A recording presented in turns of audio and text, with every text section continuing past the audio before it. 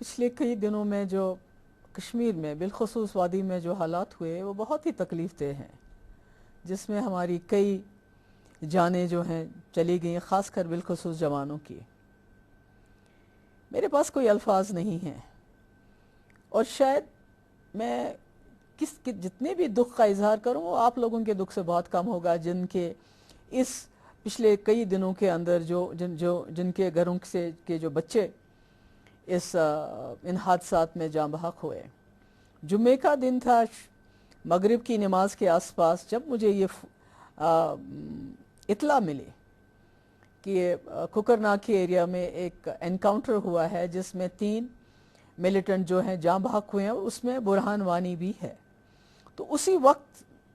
کیونکہ اچانک خبر ملی مجھے، تو اسی وقت سے میری یہ کوشش رہی، کیونکہ میں سمجھتی تھی اب لوگ باہر آئیں گے، جوان خاص کر باہر آئے گا، کہ ہم کس طرح سے حالات کو سنبھالیں تاکہ اس میں خدا نخواستہ کسی جان کا نقصان نہ ہو۔ اور یہی وجہ ہے کہ اسی وقت میں نے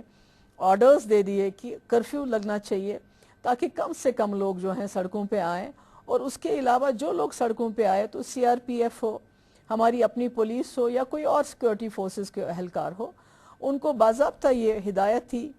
کہ لوگ جذبات میں ہوں گے، جوان جذبات میں ہوگا، تو آپ کو سب سے زیادہ احتیاط برتنی ہے، صبر و تحمل سے کام لینا ہے۔ مگر مجھے اس بات کا افسوس ہے کہ سرکار کی تمام کوششوں کے باوجود، ہماری تمام جو ہدایات ہے اس کے باوجود، ایسے حالات بنے کہ ہم اپنے لوگوں کے جو سڑکوں پہ احتجاج کرنے کے لیے آئے تھے اور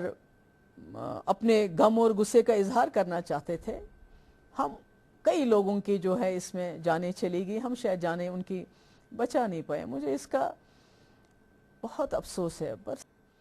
تو میری گزارش ہے یہاں کے والدان سے، یعنی گوبر چھراوان تم سن دگ ہیکہ اک موج محسوس کرت، یم لوک ہیکن نہ سہ زانت یم امہ سات یوان چھ لوکن اکساوان چھ۔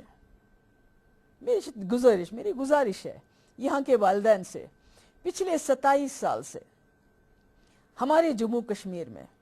ہزاروں کی تعداد میں لوگ مارے گئے، جس میں یہاں کے نوجوان، چاہے وہ ملیٹنٹ تھا، چاہے وہ یہاں کا شہری تھا، چاہے وہ اسٹوڈنٹ تھا، چاہے وہ ڈاکٹر تھا، چاہے وہ پولیس افسر تھا، چاہے باہر کا سیکورٹی فورسز کا آدمی تھا،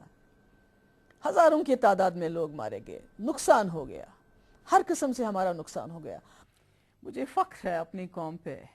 اتنے مشکل حالات کے باوجود، ایسے سچویشن کے باوجود، جس طرح سے انہوں نے جو یہاں ہزاروں کے تعداد میں آئے ہوئے یاتری تھے ان کا خیال رکھا،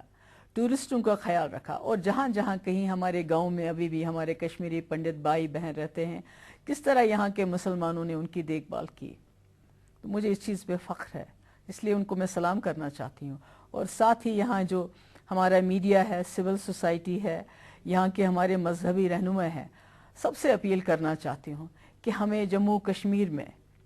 امن بحال کرنے میں، لوگوں کی جانیں بچانے میں ہماری مدد کریں۔ ہم اس جموں کشمیر کو مل کے اس مصیبت سے، اس خون خرابے سے باہر نکالنا چاہتے ہیں، اور انشاءاللہ ضرور نکالیں گے۔